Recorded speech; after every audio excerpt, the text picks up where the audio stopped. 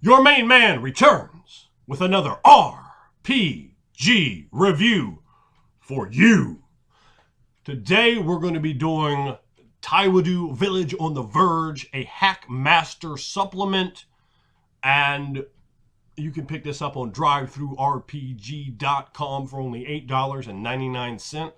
This is a book review I'm doing. I am in no way associated with the game in any form, shape, or fashion other than having read this book and doing this review. Now, me as a reviewer, I have a bit of a different review style than individuals who have simply played role-playing games. I am an RPG writer, an RPG creator. I have written 5 books of my own and done a number of other books and articles for various game designers. I just mentioned that as I'll be delving into, and I'm trying not to delve too deep because I might get uninteresting, but delving some more of the technical parts than most reviewers are going to be doing. This is Hackmaster. Hackmaster is not the genre of fantasy gaming that I particularly like. That's no indictment of the book, just to give you my background biases and thoughts. In addition to that, I was sent the PDF for free, of course, which is very standard. Typically, I only review physical copies of books that I'm sent, but I decided just to review this for whatever reason. To save myself a huge headache, I also put this disclaimer on.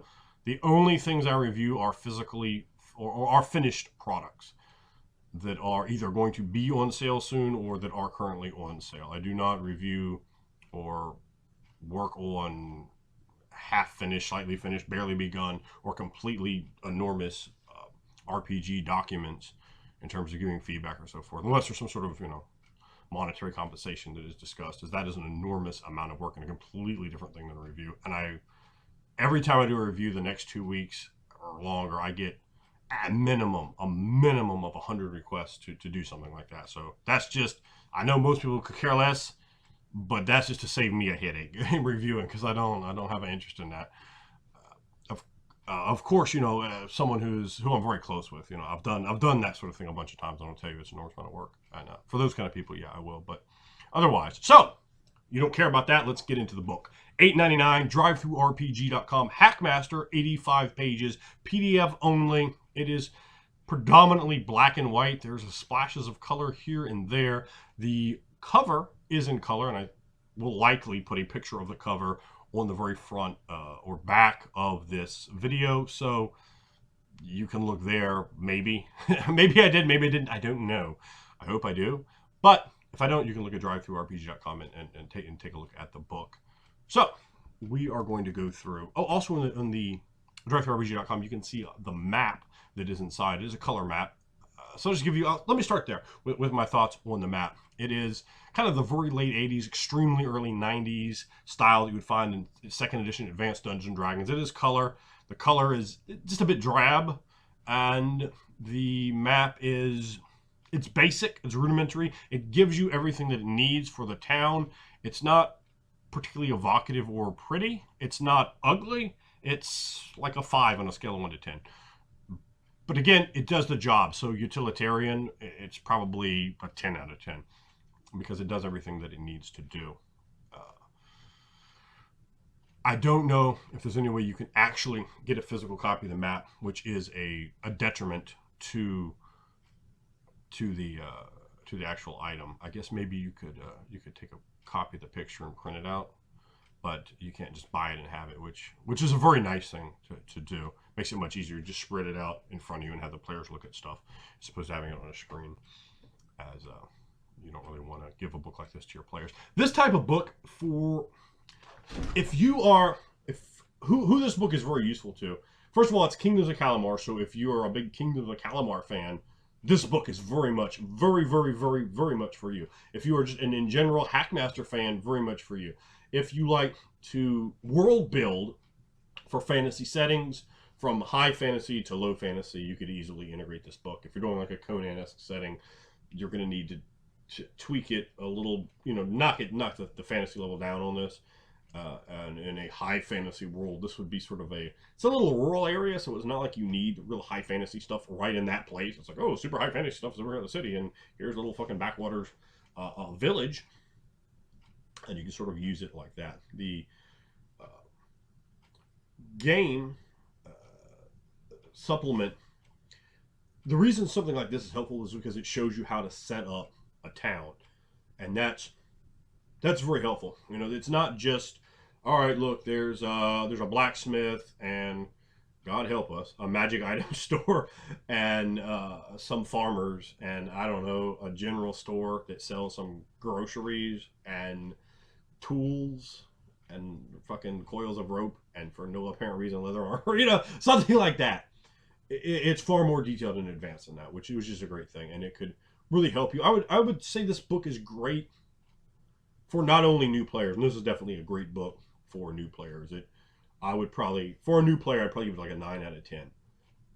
In terms of a new player that wants those things, a new player this actually isn't useful for, not at all. It's useful for a new game master, or whatever the fuck Hackmaster calls game masters. I don't know if they call them dungeon masters or not. But this book would be useful additionally for anyone running advanced Dungeons and Dragons or like old school Dungeons and Dragons. You could easily slip it in, and it would seem like it would take very, very little in the way of changing. And any of those retro clone games, you know, more or less, it's going to help. With a decent amount of changing, this will work fine for a 3rd edition or 3.5 or Pathfinder or 5th edition. A little bit more than that I think you're going to need to do to make it 4th edition compatible. But still, I mean, a quite easy deal. You could also, with any sort of supplement like this, because this isn't a rules-heavy item. This is an item that is describing a town. There are rules, there are stat blocks, there are all those sort of things. But it's not so much that it would be impossible to use. And you can make some small modifications on populations and things like that. You could easily dump this in Palladium Fantasy, in Rollmaster, and Within the Ring of Fire, and whatever fantasy game that you like to play. You could easily convert this. But I think the real money in it is as a teaching tool for, okay, I'm a new game master and I want to build a world. I want to build my own homebrew world for Advanced Dungeons and Dragons, for any kind of fantasy game, not just Dungeons and Dragons or Hackmaster. You know, I kind of the same in my mind.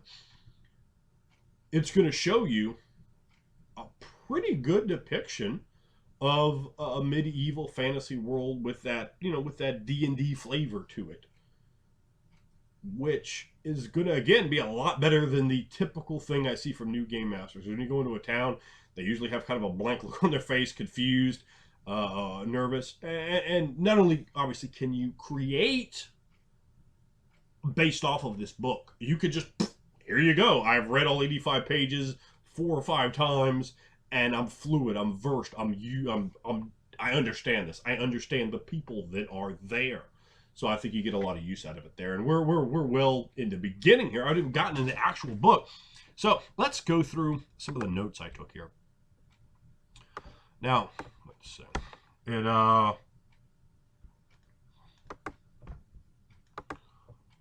The art, I thought the cover art was decent. The art itself is, from what I've been told, I thought all of it was public domain from looking at it. He said there was a piece of original artwork in there. I guess the map would be original artwork as well. I forget, maybe he said that was the piece, I don't know. I think they did a good job of the selections that they made. There's one piece of public domain art that they picked up that was, I was really like, wow. I was like, so where'd you find that? Publish that myself. I liked it. I really, really liked it. I liked it. There were some that I didn't like, and I'm not like an art connoisseur, but some of the pieces seemed out of place. You know, it seemed like there was a pretty large span of centuries and division just from the small amount of art history that I do know. So some of them I didn't like, and there was one picture that was in color. This book is in black and white with a tiny bit of color splashed in, and I think that was a mistake. It doesn't look good in there. The layout here, the worst thing on the book is the layout. It looks like an old AD&d book where the art was not put in well. It looks like an old AD&d book, plus not an old AD&d book with the art, plus the art did not look to have been put in well. It looked like someone that didn't have a lot of experience doing layout put it together. I could do layout like that for a book, and I don't do layout for my books. I would recommend the company, if they have any kind of budget at all, which they might not as an indie company, hire my man Alex, who does the layouts for my books, He won't charge you a tremendous amount of money, I don't think, but we'll need to pay him, and he can make the inside of the book look fucking marvelous. The inside of the book is very, very basic. Again, that might work for you for an Advanced Dungeons and Dragons, an old school fan. The art selections, like I said, generally were pretty good. I mean, they really vary. None of the pieces are horrible. You don't need to know very much about art, I don't think, to realize they're all public domain, and people have mixed opinions on that. I've used a little bit of public domain art myself for Within the Ring of Fire, and I have no problem with that at all. Art's really expensive, and that's not an issue for me. But something in the book that I wanted to touch on. It's definitely a detractor, I think, from looking at the book. The inside of the book you would never call beautiful. It's I don't know what I would rate it. It's definitely under a 5 on a scale of 1 to 10. But that's not, I don't think, it's not like that's like in a Pathfinder book or a D&D 5th edition book where you really expect those standards high. And in a way, the black and white, it's typically black and white though. There was one picture that was in color, and then there was the map, and which some of this, a map is fine, but the one piece just really stood out as weird to me.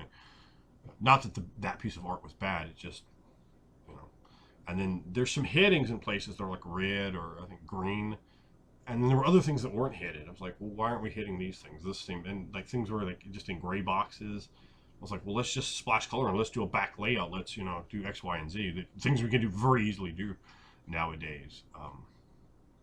So that was my biggest issue with the book. The thing I liked the least was the layout. I really didn't like it. So that being said, let's go. Just going through my notes here. Sorry, bear with me just a second. Yeah, they're a bunch of formatting. All right, they start off with a forward and dedication, and I thought that's pretty interesting. I like the way it was put together. I'm a big proponent of dedicating in books. Anyone who's read my books knows that I like to do that. And I think that this guy doing that dedicated to the best game master that he had known. Which I mean, why wouldn't you dedicate someone like that? Obviously, someone who's provided a lot of entertainment. The introduction, which is next, I thought was surprisingly well written. A lot of times you'll see text boxes of stories and so forth in books that are fantasy. I mean, it's just space filler, and a lot of them are just terrible, and you forget them the second you read. At least I do. The quality of William Tucker's writing was good. He's a good writer. The introduction was good. It was evocative. He establishes this character, Aga. I want to say, let me double check. This red-haired bard chick. He calls her a troubadour too, which is better. Because while bard is certainly a word in the world, you shy away from stuff like that. And don't use game terms in description. It's always a good thing in my mind. So I thought it was an interesting story. They introduced these merchant wars they're having. They introduced the fact that she's hot and mad dudes are trying to get on her, but she's like, "Nah, son, I'm fit to be single and roam the world as is my wont." So he there's like bing, bing, boom, bing, boom. Just out of the introduction, you could pull tons of story strands, and that's what this book is great for. It gives you a lot of plot hooks. The style I write when I write RPG books, I try to write plot hook, which if you read my book, you'll see. I think that is literally the most important thing you can put in an RPG book, because you pick it up and you go, well, what am I going to do? Nothing's coming to me. Plot hook. Stuff will come to you when you just, it's like Family Guy, like jokes, like joke, or like Saturday Night Live news, like, okay, well those jokes are all bad, but the old school, when it was good, they just bombard you with jokes, and it didn't matter if 9 of them were terrible. They were going to hit you with that 10th one. And you were laughing, because if you keep hitting that rapid fire, you're laughing. And that's the whole point. It's not if you heard bad jokes. It's are you laughing? Are you getting that belly laugh in? And that would be the equivalent, I think, in RPG products, plot hooks, because it stimulates your mind. And this book has an enormous amount of them, which, again, definitely pleases me and definitely gives it a better review from me. The town itself has a population of 838. and it's predominantly agriculture, agrarian. They're cattle focused. I think they said like 45% of the people work out in the fields, and the rest of them are in the town. Let me see. I'm getting my plot note here. Okay. The map is nice enough. It does a job. It is. It doesn't look modern, which may well have been designed by them as it is for a retro game. It looks very much like it came out in 1987. Like a Forgotten Realms box set or something like that. Let's see. Of course, this is Kingdom of Kalimar. The population is human, except I think 15% with Hobgoblin and Halfling. And they make some mentions. They go in there kind of explain more about why the Hobgoblins are there, and that some of them are going to become field hands and like in the future and all this stuff. They have a lot of locations with names like Shaky Salamander Inn and what was the one? The Beetle House, the infested beetle, something like that. The foul infested beetle house. There are, of course, the kind of stuff that I look at and go, which is not an indictment of the book. It's just the fact that it's Dungeons and Dragons. The notes on treasure and experience and that sort of thing. The big stat block of here's fucking, I don't know, 12 guards or whatever. And they have this, and you get this much experience, and they do this. It's, I'm just so not on that. That's the stuff I don't like. If you like Dungeons and Dragons, you might like that stuff, and it should be expected in a D&D book. By all means. So I don't want to delve too much into that. There were I'm going to read a couple of the quotes that I pulled out of it, and I liked this one, and I'll tell you why after I read it. It says, "Do note that all treasure/goods recovered from adventuring will." Sorry, I jumped to the next part of it. I'm in an old notepad doc as well. Will usually only garner 25% of listed value. And I think that's a good thing to list, because a lot of new game masters, they'll be like, "Oh, the longsword costs 15 gold. You killed eight orcs, and they all had longswords. Let us give you get 15 gold from each of them now." No one is going to buy that stuff from you unless like you set up some kind of shop or something. And even then, you're probably not catching that 15 gold.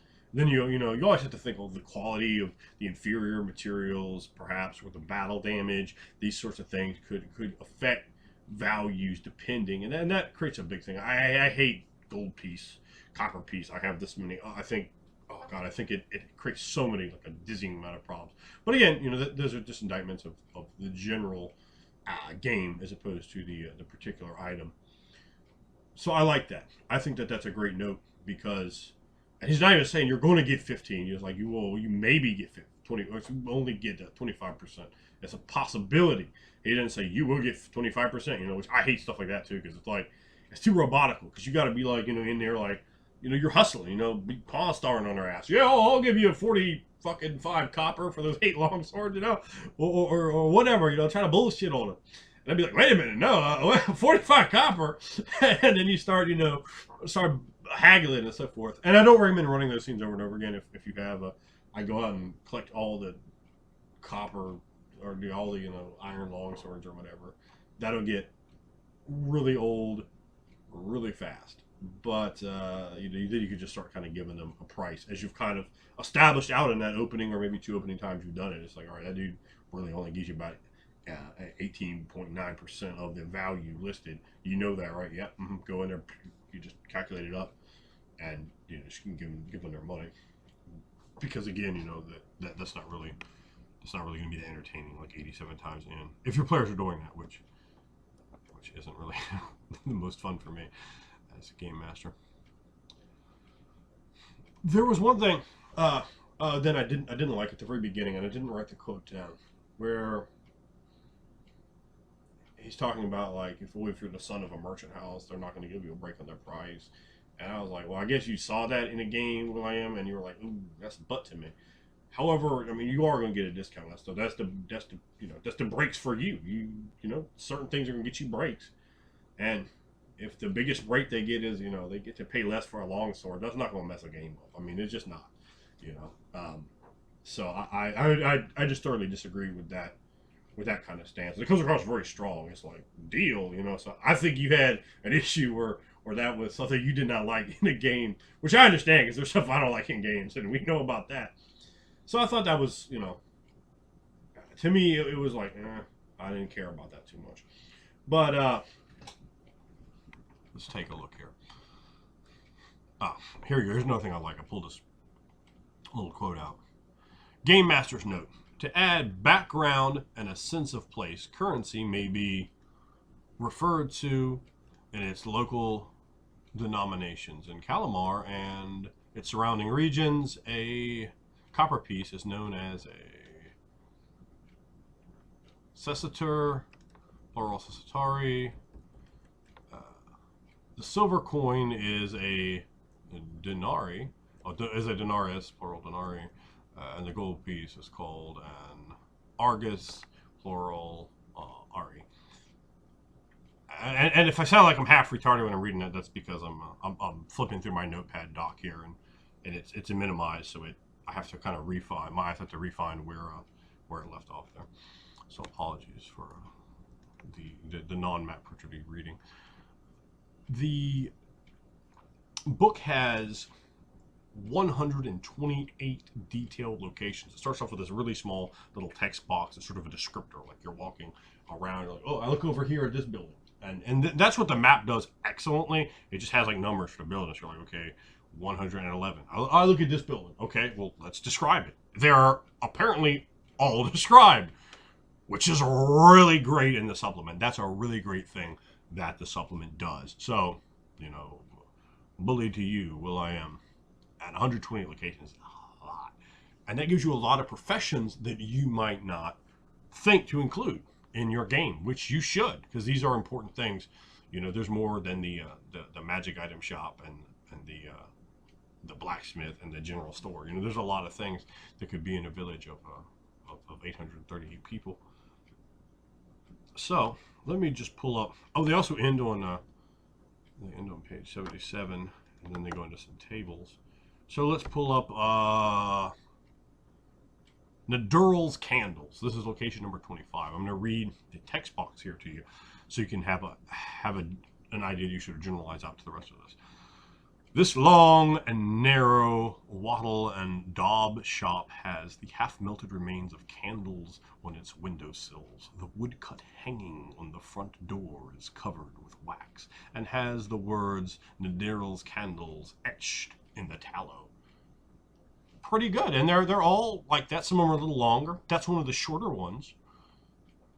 And that's just, you know, just like, I look at this building, boom. So then you have a description for them. You don't have to go, and that shit could get exhausted if someone's walking around like in a big city. There, you know, because they're excited, enthusiastic, and perhaps new to gaming. That can be tough. And then he comes and breaks down a description. And this is, again, one of the smaller ones, but it just talks about the deal. I'm going to read this to you. Nadurl, a squat, brown-haired man in his early 40s, has been Tiwidu's candle maker since his mid-teens. Half of the time, Nadurl has the shop closed because he is busy visiting the nearby farms that keep straw skeps, beehives, for him. And this is beehives in, I would not recommend doing that. I would just go, actually, you really just have to go skeps, because I think straw is implied in skeps. So I would either just gone straw beehives or skeps. I don't think skeps is a fancy word, and good on you for knowing that word, but it's needlessly redundant, you know. If you don't suspect your audience would know the word skep, just put straw beehive in there, or just take that out and put skep in. But I mean, that's an incredibly minor quibble. But I don't know, it's just something that as a writer just stands out to me. I don't hate it, but it's like, well, you know. And that's what a review is. Nadurl uses the higher quality wax from the hives for his more affluent customers, namely Earl Ezamar. And that dude comes up like he's involved, you know. So that's why he's mentioning this guy. That's definitely one of the NPCs that's a bit more important, which you might have figured, you know, as he is an Earl. Nadurl is also Tiwidu's honey merchant, selling it at 3 denarii a pound, and that's a pretty cool detail. I like that detail. I mean, obviously he's a honey merchant, right? I mean, he's fucking with bees, but we see exactly how much he's getting on that joint.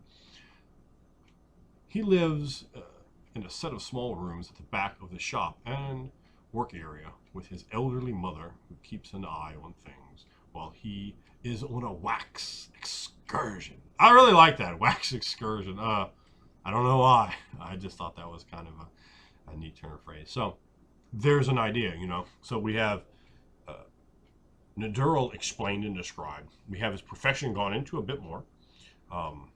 Candler, the actual term for those out there for a candle maker is candler. That is the title of their profession.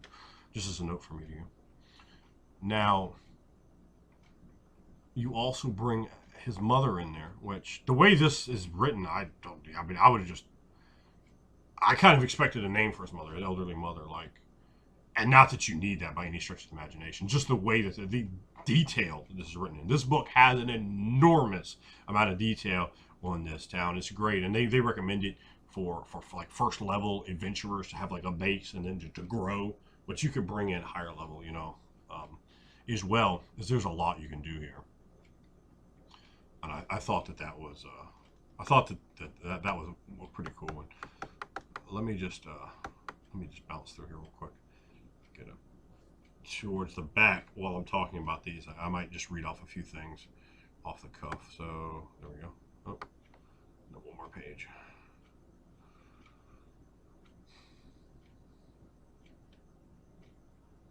Oh, yeah, let me, before I get into this, I'd be remiss if I didn't mention that this village, they've also written 3 modules that you can pick up for this village. You're like, okay, I'm running this village, I'm doing some stuff, and boom, boom, boom, I got 3 adventures right here. For those that like to run modules, that's a great selling point on this. It's not just, oh, we have this village that you can't do anything else with. That's 3 more supplements. And I haven't read these supplements, but I would be very confused if they didn't have additional details on the town itself to even flush it out to a further degree, to add more. Of course, there's going to be drama, action, excitements, maybe even romance from looking at the book in these modules. But there's going to be more details. So they might be a really cool thing for you to pick up too. So I'm going to plug those for them right here. This is Kinzer and Company is the name of the company. Now, the name of the modules are Strangers on the Trail, Shadow over Tiwidu, which I'm sure is a sort of a Lovecraftian reference there, and The Prodigal Sons. So, you know, that's even more, you know, so that's a very good thing. And perhaps, I believe William told me that there's going to be perhaps even more content related to this, and of course it's just simply part of your overall Kingdom of Calamar experience, but you could easily yank this out and dump it into any fantasy world with only minor changes. Now they have the Dramatis Persona, and this is a list of people with just some very small blurbs about them. That goes on for maybe 2 3/4 pages. 2.5 pages, I think, looking at it. Yeah, about 2.5 pages, just a list of names of the people involved and some information about them. Just a real quick blurb. Oh, wait a minute. I might have undersold that. Oh, no, it's 2.5. Okay. This page took a long time for me to go through. It starts off with Offa. So apparently the wild Samoan Offa is a human slave held at Knathel's warehouse. So he's been enslaved. That's a jack. I don't know how you're going to enslave Offa the wild Samoan. I just thought that shit was funny. It was like Offa. And he probably knows what I'm talking about. But WWE Hall of Famer Offa the wild Samoans is apparently a slave. And you know me, I would just pull up a picture of Offa. He'd be awful, like eating something. He'd be all primitive and shit. Got his ass enslaved. But then he starts whooping ass. Because let's face it, that man's like a 9th level barbarian at least. So who's going to keep him enslaved for long? And then they go into Aga Sonaris, the troubadour object of desire of Chemo Darius. And there's just a ton of them, you know. Then we go into like a Hobgoblin's groundskeeper, and that's pretty neat. A Hobgoblin's groundskeeper to the old tree, and it just goes through like tons of little deals that you can pull out there. So that's additional content after 128 descriptions of places, as well as like some encounters and things like that you can put in there. But basically, I mean, that's really wait a minute, let me say this. Puddin, retired miner, provides rooms for the night to other miners for a small fee. Racist. He's a racist.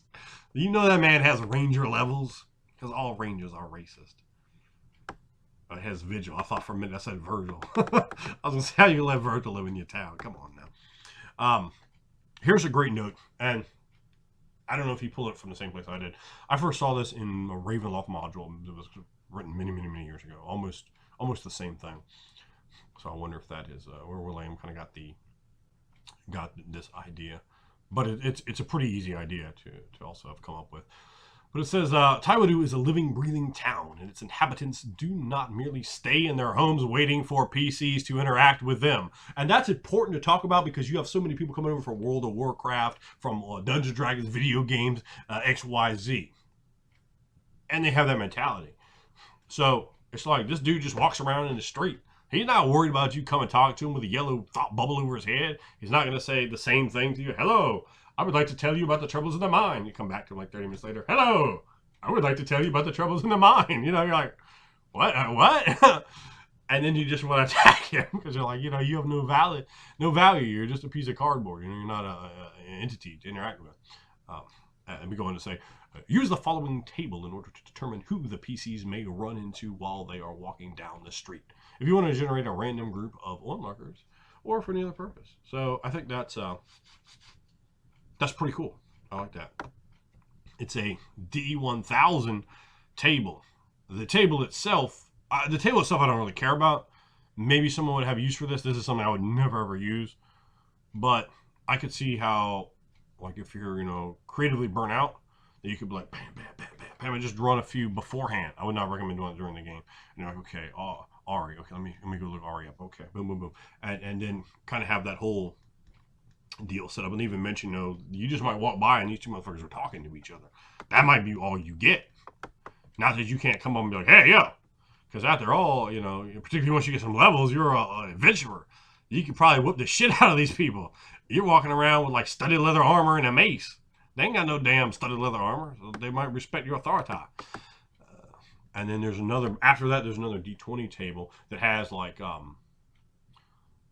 don't know, you could just say like occurrences. For example, rolling 1. Neighbors spotted a ghost the other night flying over the rooftops before heading off to the northwest beyond the wall. I'm never leaving my house except during daylight hours from now on. So just something like that, and then it goes and sort of describes a little bit more. And just got 20 of those, obviously. At least most of them you're only ever going to use once. So things like this, you might want to more kind of keep a list.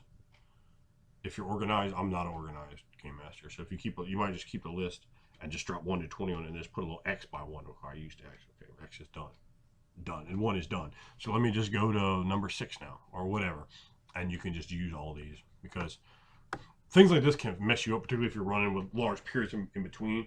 You can't like have somebody say that and then throw it back and have, you know, somebody, particularly if it's even more specific than that, because your players are gonna remember. They're gonna go, what the fuck? You know, so that can be very disengaging, disubversive, and then you're like, you know, you might want to have a way to denote which ones you've used here. But, you know, it has some use. You know, the 128 locations are definitely why you want to pick this book up.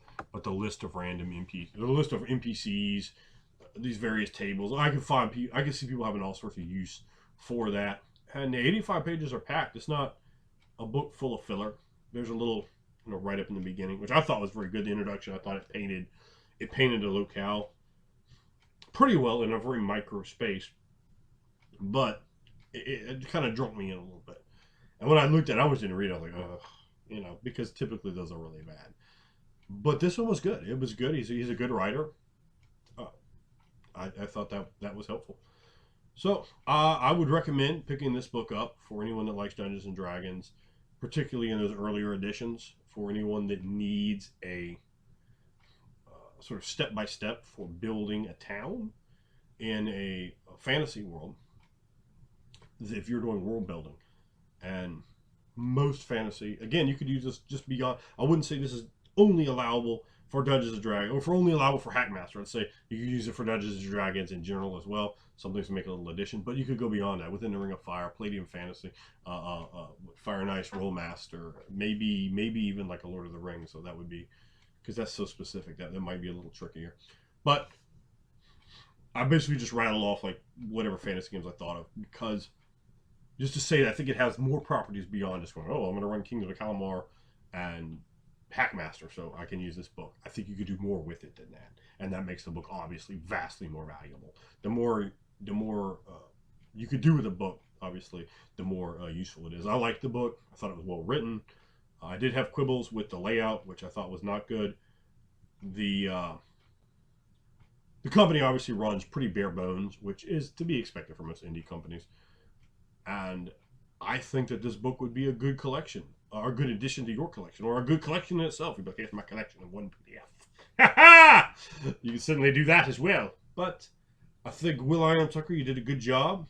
I think I might have some value myself in this book, and certainly for people who are new into game mastering. This is not a book just for players. There's no real use for it for players. But for a game master who's new, you could definitely do a lot worse in this book. I've read a lot of books. I like this genre of Dungeons and Dragons books. In fact, it's probably outside of Gods, because we know fucking I love religion. But outside of Gods, I think this is and they even have some churches in this joint too. Outside of this, I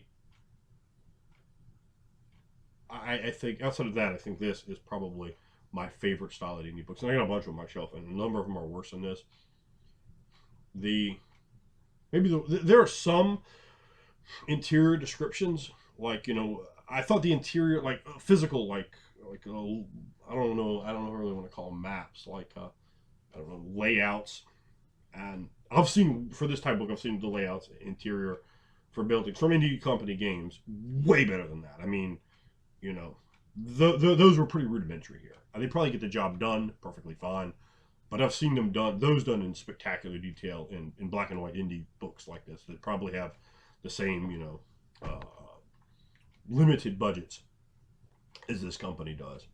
So for future editions, that might be something to look at. For if you could do another town, I would definitely say that that Will is competent to be picked up by another company, because I do know that writers for other companies do watch these videos, and you know, I don't know that, I have no idea that he's interested or not. So, but he's someone who you might try to solicit to get to write for you, because I think the quality of his writing. I've read a lot of Indie League stuff for RPGs, and the writing in itself is fucking horrible. I mean, as a writer, I'm just like, you know, even a lot of like B products for even major companies like Wizards of the Coast or World of Darkness, are, I should say, White Wolf, or even some of the stuff for not Onyx Path, well, like the New World of Darkness, like the, you know, the supplement books and stuff, but particularly the earlier things there when World of Darkness was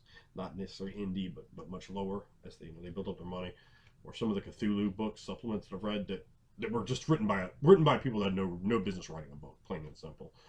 And that's not something I think it would be very difficult to get the game designers to admit. They go, look, you know, we only have a very small amount of money, or we got the product back and we needed it to ship, and we're like, fuck. I've literally heard that from people out there that are quite well known in the industry. So I think he would be a good pickup. So I thought it was a good job.